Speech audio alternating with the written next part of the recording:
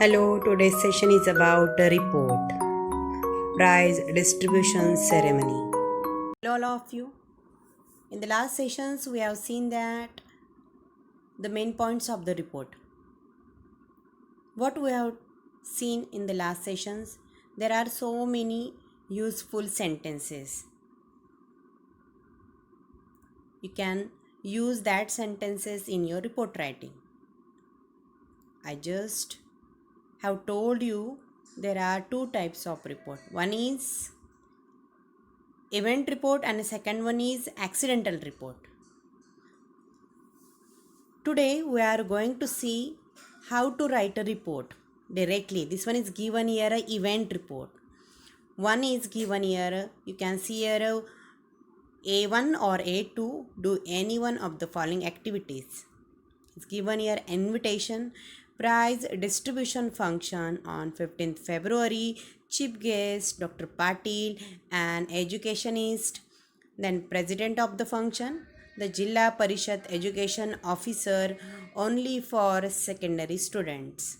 The venue and a place is a New Vision High School, MG Road, Thane West. See the next one, preparing a report. Your school organize the annual prize distribution function. Write a report of the function for your class magazine with the help of the points given in the invitation. What your school organize. तुमच्या स्कूलमध्ये जे school आहे new Vision high school त्या स्कूलनी organise केलं होतं. काय केलं होतं? Annual prize distribution function. And you have to write a report of the function for your class magazine. आणि हा रिपोर्ट तुम्हाला याविषयी तुम्हाला लिहायचं आहे. वार्षिक पारितोषिक वितरण जे आहे त्याविषयी तुम्हाला या ठिकाणी लिहायचं आहे आणि ते क्लास मॅगझिनसाठी तुम्हाला लिहायचं आहे. You have to use the points given in the invitation. इन्व्हिटेशनमध्ये असलेले जे काही पॉईंट्स आहे समोर वर दिलेलं जी इन्व्हिटेशन कार्ड आहे त्याच्यामध्ये असलेले points you have to use in your report. आणि या रिपोर्टमध्ये ते पॉईंट्स सगळे तुम्हाला वापरायचे. नाव see the report.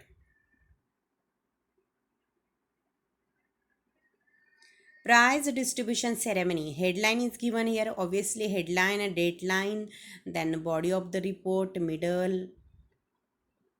that is start, middle, ending is very important in each and every writing skill. आता ऑब्वियसली रिपोर्ट रायटिंग जर असेल तर headline is very important. Headline तर लिहावीच लागते. डेडलाईन पण आलीच पाहिजे. म्हणून आता हेडलाईन तुम्ही या ठिकाणी कशी लिहू शकतात बघा. मोस्ट ऑफ द रिपोर्ट रायटिंगमध्ये हेडलाईन डिरेक्टली त्या क्वेश्चनमध्ये पण असते. म्हणजे प्राइज डिस्ट्रीब्युशन फंक्शन किंवा सेरेमनी असं डिरेक्टली तुम्ही या ठिकाणी वापरू शकतात. आता एक महत्त्वाची गोष्ट म्हणजे हेडलाईन लिहिताना जे काही तुम्ही पहिला वर्ड आहे प्राइज देन डिस्ट्रीब्युशन पहिला म्हणजे जे काही वर्ड्स आहे that is the first letters you should write there a capital. मग पहिलं लेटर काय पाहिजे नाही ते कॅपिटल लिहिलं गेलं पाहिजे. म्हणजे बेस्ट त्या ठिकाणी एक परफेक्ट आपलं हेडिंग त्या ठिकाणी लिहिलं जातं. हेडलाईन लिहिली जाते. आता प्राईजमध्ये पी कॅपिटल, डिस्ट्रीब्युशनमध्ये डी कॅपिटल, सेरेमनीमध्ये सी कॅपिटल आहे. But when there is a some prepositions than articles असे काही आले तर ते नाही लिहिले तरी चालतात किंवा त्याचं बिगिनिंग लेटर कॅपिटल लिहिलं नाही तरी चालतं. पण otherwise you have to write a capital letter for that words the beginning. Capital letter त्या स्टार्टला त्या शब्दाचं पहिलं लेटर कॅपिटल आलं पाहिजे. Next one here given here a dateline 16 फेब्रुवारी ठाणे. आता 15 तारखेला तो कार्यक्रम झाला तर ऑब्व्हियसली रिपोर्ट आपण नंतर लिहितो म्हणून या ठिकाणी तारीख टाकली 16 फेब्रुवारी. आणि प्लेससुद्धा प्लेस रेफर करायचे Thane and then given here semicolon 2 dot द्यायचे. Next you have to write prize distribution ceremony was organized in New Vision High School on the 15th February 2016. आता प्राइज डिस्ट्रीब्युशन सेरेमनी ऑर्गनाईज केली गेली. कुठे केली गेली? हूचा आणि व्हेअरचा आन्सर सेम आहे. That is a New Vision high school. त्या हायस्कूलमध्येच होतं, त्या स्कूलमध्ये होती. दॅट इज व्हेअरचा आन्सरसुद्धा. आणि हू कोणी ऑर्गनाईज केलं होतं? त्याच हायस्कूलने ऑर्गनाईज केलं गेलं होतं. काय ऑर्गनाईज केलं गेलं होतं? What organise? Prize distribution ceremony organise केली गेली. आणि कधी ऑर्गनाईज केली? ऑन द 15 फेब्रुवारी 2016ला ऑर्गनाईज केली गेली. Doctor Patil and educationist had been invited as the chief guest. आता डॉक्टर पाटील यांना अगेन हूचा आन्सर या पद्धतीने आपण who organise that New Vision high school. Then where organise in New Vision high school. या दोघांची उत्तर आले. आणि इथंसुद्धा who was the chief guest कोण होतं? डॉक्टर पाटील. होच आन्सर या ठिकाणी लिहिले. Had been invited as the chief guest. आता had been invited is given here we can say that passive construction असं परफेक्ट पास्ट टेन्सचं पॅसिव्ह कन्स्ट्रक्शन या ठिकाणी वापरलं आहे. Had been invited as the chief guest. बायचा वापर झाला नाही आहे. बायचा वापर का नाही झाला? कारण मोस्ट ऑफ वेळेला आपण बायचा वापर कधी करतो? ज्या ठिकाणी खूपच गरज असते त्या ठिकाणी बायचा वापर केला जातो. आता या ठिकाणी ऑब्व्हियसली त्याला चीफ गेस्ट म्हणून बोलवले डॉक्टर पाटील यांना, त्यांना बोलवलं आहे तर शाळेनेच बोलवलं असणार आहे. मग या ठिकाणी बाय द स्कूल काही लिहायची गरज नाही आहे. मग असा रिपोर्ट लिहिताना पॅसिव्ह कन्स्ट्रक्शन करताना बायचा वापर मोस्ट ऑफ दी टाळायचा. खूपच गरज असेल त्या ठिकाणी वापरायचा असतो. C the next line. The function was presided by the जिल्हा परिषद एज्युकेशन ऑफिसर. आता या ठिकाणी प्रिसाइडेड वॉज प्रिसाइडेड म्हणजे अध्यक्षस्थान कोणी भूषवलं? That is education officer. जिल्हा परिषदचा जो काही एज्युकेशन ऑफिसर आहे त्यांनी भूषवलं. आणि इन द प्रेझेन्स अजून त्या ठिकाणी कोण होतं? In the presence of dignitaries in the town. जे काही टाऊनमध्ये त्या ठिकाणचे त्या शहरातले जे काही इतर डिग्निटरीज मान्यवर होते त्यांच्या प्रेझेन्समध्ये किंवा ते सुद्धा त्या ठिकाणी त्या सेरेमनीसाठी त्या कार्यक्रमाला होते. The function started accurately on the schedule time. आता फंक्शन स्टार्टेड ॲक्युरेटली अगदी त्याच वेळेला ते चालू झालं. आता मग या ठिकाणची ॲक्युरेटली किंवा शेड्यूल हे शब्द आपल्याला नसेल टाकायचे तर आपण डायरेक्ट लिहू शकतो the function started on time. अगदी इझिली किंवा पटकन आपण म्हणतो हे लिहिता येऊ शकतं किंवा आपले चुका होणार नाही. See the second passage. The function was inaugurated bye the chief guest. आता फंक्शन इनॉग्रेटेड म्हणजे उद्घाटन कसं केलं गेलं? Bye the chief guest. आता इनॉग्रेशन आहे म्हणजे कोणी इनॉग्रेशन केलं म्हणून बाय द चीफ गेस्ट हे वापरलं गेलं आहे या ठिकाणी. मग आता हे वापरणं गरजेचंच आहे. कोणीतरी मेन माणसाने किंवा कोणीतरी इनॉग्रेट केलं म्हणून चीफ गेस्टने केलं म्हणून त्या ठिकाणी बायचा वापर आला आहे.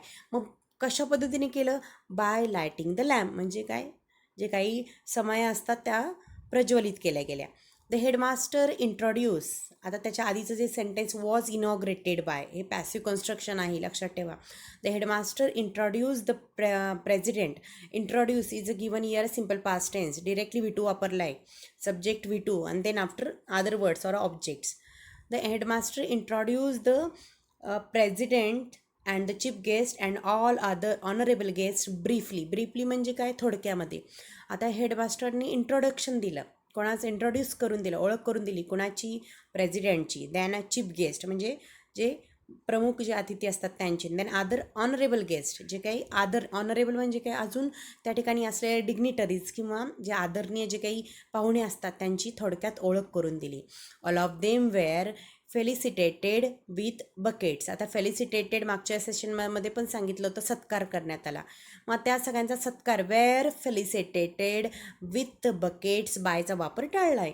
आता बाय द हेडमास्टर असतील का बाय द स्कूल कोणीतरी केला असेल. बायचा वापर या ठिकाणी टाळण्यात आला आहे बघा. मग त्यांचा सत्कार करण्यात आला म्हणजे काय? जे काही पुष्पगुच्छ दिले. बकेट्स म्हणजे काय? पुष्पगुच्छ देऊन त्यांचा सत्कार करण्यात आला. See the next one. Then the main function of prize distribution started.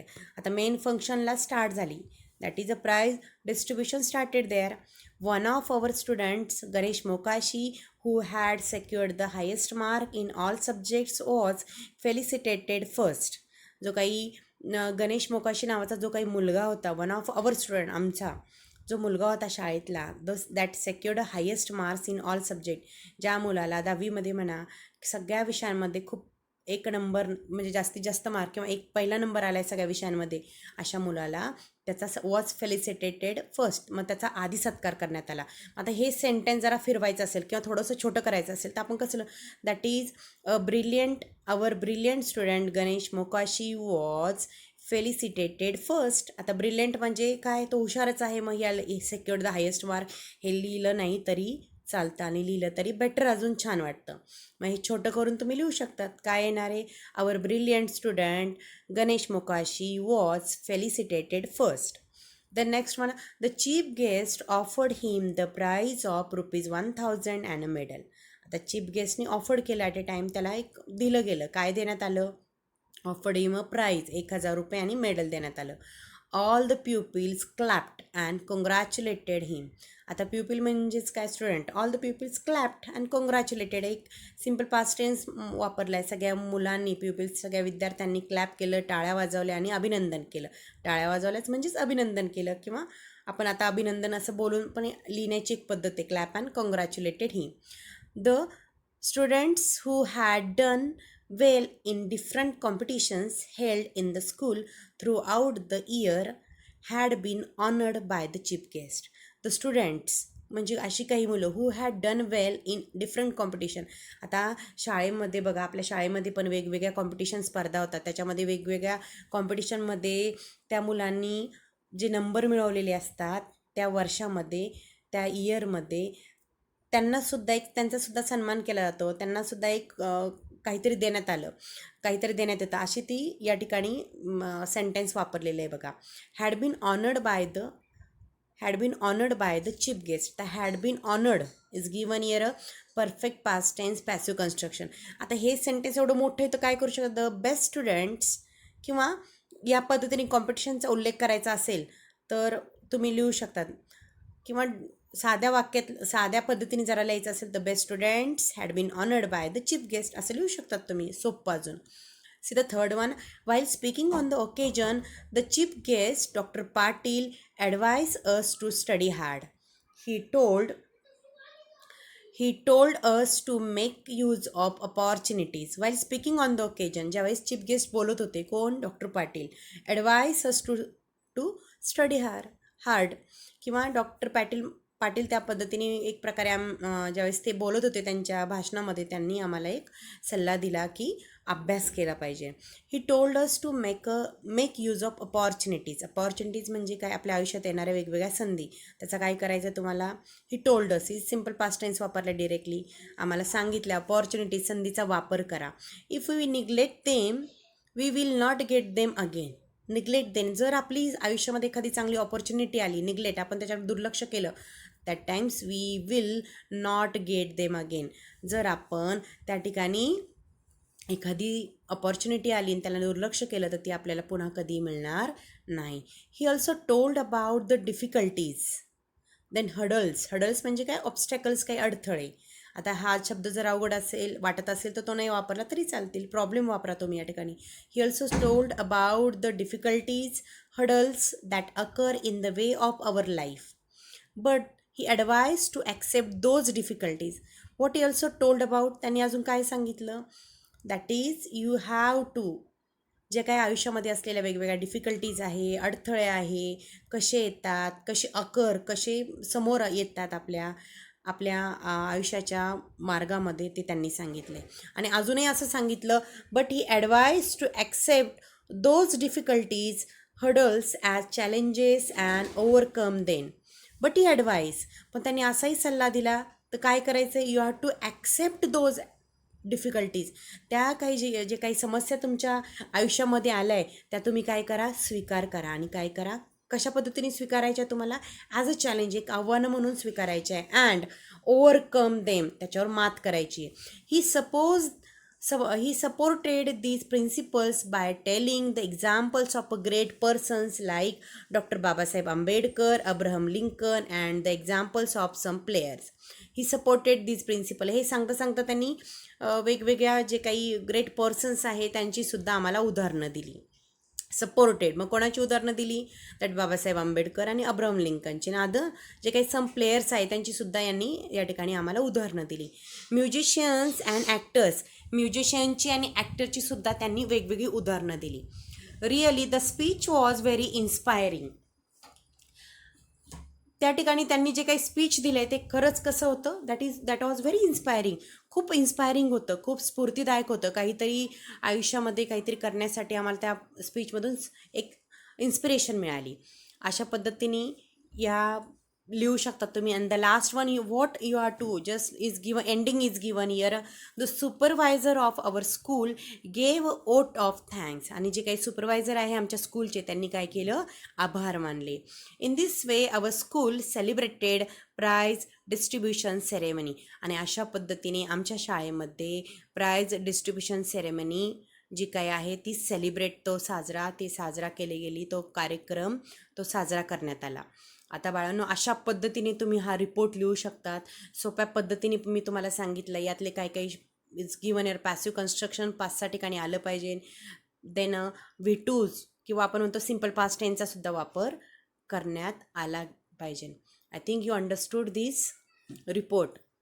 What you have to do when you see this video, when that times you can understand this video, what is your homework? You have to write by your own. That is a Teachers Day celebration. Okay, bye bye, thank you.